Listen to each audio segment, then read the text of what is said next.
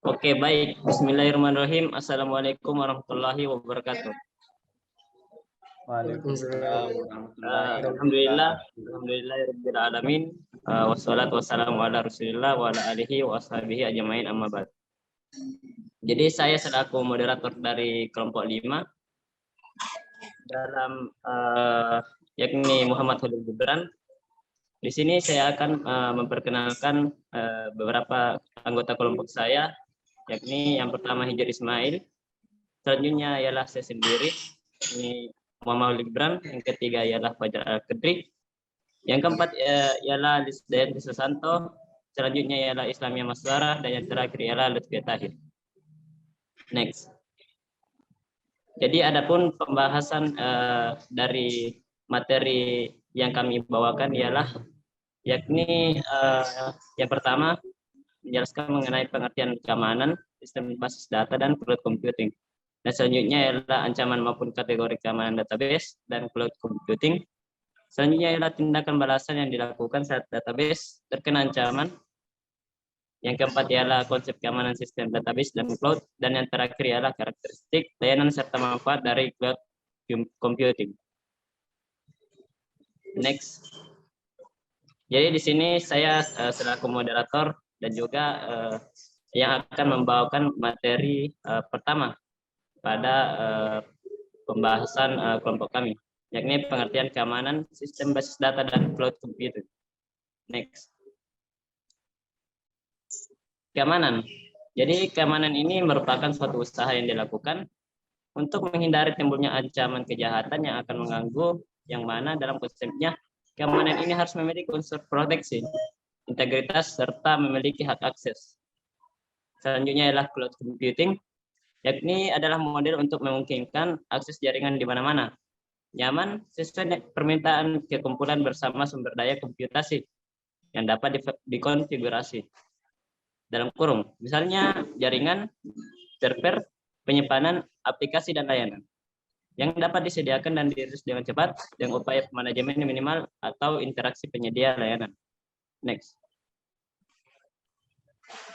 Selanjutnya ialah sistem database.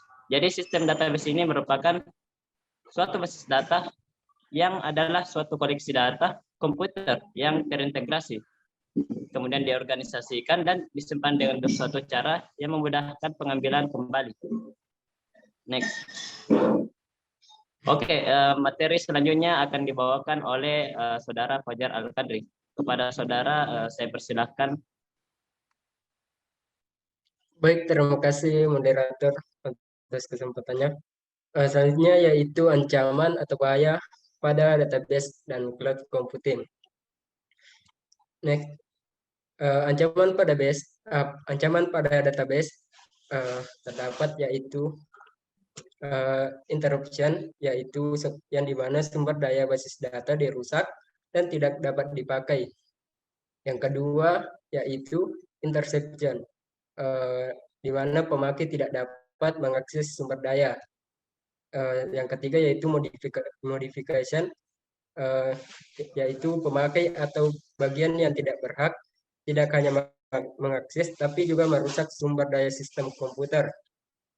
Dan yang terakhir fabrication, yaitu pemakai atau bagian yang tidak berhak dapat menyisipkan objek palsu ke dalam sistem. Next. Selanjutnya ancaman pada cloud computing terdapat yaitu disrupt service. Maksudnya adalah yaitu layanan yang terganggu. Biasanya hal ini terjadi karena faktor alam, karena cuaca yang kurang baik sehingga koneksi tidak dapat berjalan dengan baik, dan juga bencana alam yang membuat server penyedia layanan bermasalah. Yang kedua yaitu theft of information, yakni pencurian data, karena cloud computing merupakan aplikasi yang sangat rentan dengan pencurian data yang diakibatkan dari penyimpanan data pada server yang ada di dalam internet sehingga rentan untuk disadap dan dicuri. Next. Selanjutnya itu loss of privacy, yaitu hilangnya privasi atau keamanan dari user. karena kelalaian user menyerahkan sebuah dokumen rahasia kepada pihak penyedia layanan, sehingga data yang kita miliki mengalami kebocoran. Selanjutnya yaitu damage information, yang dimana data dimasukkan melalui jaringan internet rusak karena koneksi jaringan yang tidak stabil, yang menyebabkan data korup dan tidak dapat digunakan kembali. Selanjutnya yaitu kategori keamanan sistem basis data. Next. Kategori keamanan sistem basis data terdapat yaitu yang pertama keamanan server, yaitu satu proses pembatasan akses yang sebenarnya pada database dalam server itu sendiri. Ini adalah satu sisi keamanan yang sangat penting dan harus direncanakan secara hati-hati. Ide dasarnya adalah kita tidak dapat mengakses apa yang kita tidak dapat dilihat. Database bukanlah satu web server, koneksi yang tidak dikenali tidak akan diizinkan. Selanjutnya, yang kedua yaitu trusted IP access, yaitu satu proses pembatasan akses yang sebenarnya pada database dalam server itu sendiri. Ini adalah satu sisi keamanan yang sangat penting dan harus direncanakan secara hati-hati. Ide dasarnya adalah kita tidak dapat mengakses apa yang kita tidak dapat lihat. Database bukanlah satu web server, koneksi yang tidak dikenali tidak akan diizinkan. Selanjutnya, yang ketiga yaitu koneksi database. Saat ini semakin banyaknya aplikasi dinamis menjadi sangat menggoda untuk melakukan akses yang cepat, bahkan update yang langsung tanpa autentifikasi. Yang jangan pernah berpikir demikian, ini hanya untuk seorang pemalas. Jika Anda mengizinkan pemakai dapat mengubah database melalui webpack, pastikan Anda memvalidasi semua masukan untuk memastikan bahwa inputan benar, terjamin dan aman. Sebagai contoh, pastikan Anda menghilangkan semua kode SQL agar tidak dapat dimasukkan oleh user. Jika Anda seorang admin yang membutuhkan koneksi ODBC, pastikan koneksi yang digunakan. Selanjutnya, yang digunakan. Yang keempat yaitu control access table. Control access table ini adalah salah satu bentuk keamanan database yang sering diabaikan karena cukup sulit penerapannya. Penggunaan contoh access table yang benar dibutuhkan kolaborasi antara sistem administrator dengan pengembang database. Hal inilah yang sulit dilakukan. Pemberian izin user untuk mengakses informasi dapat membuat informasi terbuka kepada publik. Mungkin segitu materi dari saya kembalikan kepada moderator. Baik, terima kasih atas penyampaian materi yang diberikan dari Saudara Fajar Al-Qadri. Selanjutnya, pemateri yang akan membawakan pembahasan mengenai tindakan balasan ancaman database akan disampaikan oleh Saudari Lutfia Tahir. Kepada Saudari, dipersilakan. Baiklah, terima kasih atas kesempatan yang diberikan oleh moderator. Nah, sini saya akan melanjutkan materi, yaitu tindakan balasan ancaman database. Tindakan balasan ancaman database terdapat otorisasi. Otorisasi merupakan pemberian wewenang atau hak istimewa, privilege untuk mengakses sistem atau objek database. Kendali otoritas atau kontrol akses dapat dibangun pada perangkat lunak dengan dua fungsi, yaitu mengendalikan sistem atau objek yang dapat diakses. Yang kedua, mengendalikan bagaimana pengguna menggunakannya. Sistem administrasi yang bertanggung jawab untuk memberikan hak akses dengan membuat akun pengguna. Nah, yang kedua ada table view, merupakan metode pembatasan bagi pengguna untuk mendapatkan model database yang sesuai dengan kebutuhan perorangan. Metode ini dapat menyembunyikan data yang tidak digunakan atau tidak perlu dilihat oleh pengguna. Selanjutnya ada backup data dan recovery. Backup merupakan proses secara periodik untuk membuat duplikat air database dan melakukan logging file atau program ke media penyimpanan eksternal. Sedangkan recovery merupakan upaya untuk mengembalikan basis data ke keadaan yang dianggap benar setelah terjadinya suatu kegagalan. Nah, yang selanjutnya ada journaling, merupakan suatu proses pemeliharaan dan penyimpangan log file atau jurnal dari semua perubahan yang dilakukan terhadap database untuk kemudahan recovery bila terjadi kerusakan atau failure. Next.